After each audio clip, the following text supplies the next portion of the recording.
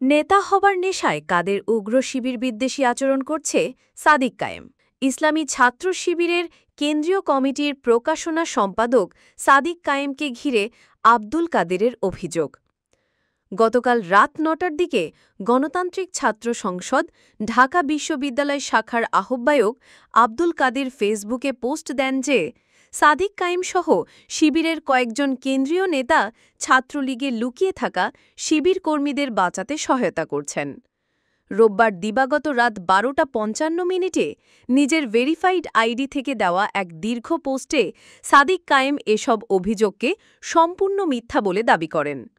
সাদিকের পোস্টের মূল বক্তব্য: জুলাই বিপ্লবের পর দুটি বড় কনসার্ন ছিল, প্রথমত অপরাধের বিচার নিশ্চিত করা, দ্বিতীয়ত বিচারের নামে নিরীহ কাউকে হয়রানি না করা।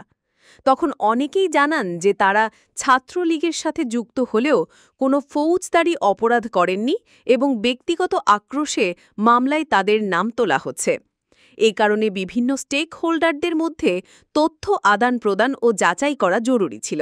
তাই সাদিক কিছু কনসার্ন এনসিপি নেতা ও সংস্কার কমিশনের সদস্য আরমান হোসেন ও মাহিনের কাছে ফরওয়ার্ড করেন তদন্তের জন্য। সাদিকের ভাষায়, তাদেরকে বলেছি এই দাবিগুলো খতিয়ে দেখো যাতে অসচেতনভাবে নিরীহ কেউ ভিকটিম না হয়। সাদিক দাবি করেন আব্দুল কাদেরও স্বীকার করেছেন যে মামলার তালিকাগুলো পারস্পরিক আলোচনা করে তৈরি করা হয়েছিল। তাহলে নিজেদের মধ্যে কথা না বললে কিভাবে জানব কেউ অপরাধী নাকি হয়রানির শিকার? স্ক্রিনশটে যাদের নাম আছে তারা কেউই শিবিরের সদস্য নন এবং ৫ আগস্টের পর থেকেও শিবিরের কোনো পদে বা কর্মসূচিতে ছিলেন না। তাই ছাত্রলীগে লুকিয়ে থাকা শিবিরকে বাঁচানোর অভিযোগ ভিত্তিহীন। আরেকটি অভিযোগ এসেছে, সাইদি নামের একজনকে মামলা থেকে বাঁচাতে সাদিক ফোন করেছেন। সাদিকের স্পষ্ট জবাব, সাইদি অপরাধী, তাকে বাঁচানোর কোনো প্রশ্নই আসে না। মুহসিন হলের শাহাদাত নামের কারো সাথে তাকে মিথ্যা অপবাদে জড়ানো হয়েছে, অথচ তিনি সেই ব্যক্তিকে চেনেনই না। সাদিক আরও বলেন, কাদের লিখেছে মামলার পরে একজন পোস্ট করেছিলেন এবং পরে আমি তার সাথে যোগাযোগ করেছি, অথচ আমি যদি ফোন দিতেই চাইতাম তাহলে মামলার কাগেই দিতাম। সাদিকের মতে অনেকেই আছেন যারা জীবনের কোনো পর্যায়ে শিবিরের সাথে যোগাযোগ রেখেছেন, এমনকি নেতাও হয়েছেন, কিন্তু এখন তারা উগ্র শিবির বিদ্বেষী।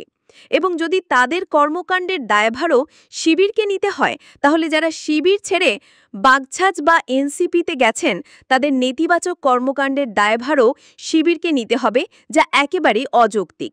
সাদিকের দাবি, ছাত্রলীগে লুকিয়ে থাকা শিবিরকে বাঁচানোর ন্যারেটিভ সম্পূর্ণ মিথ্যা। আমি কোনো অপরাধীকে বাঁচাইনি।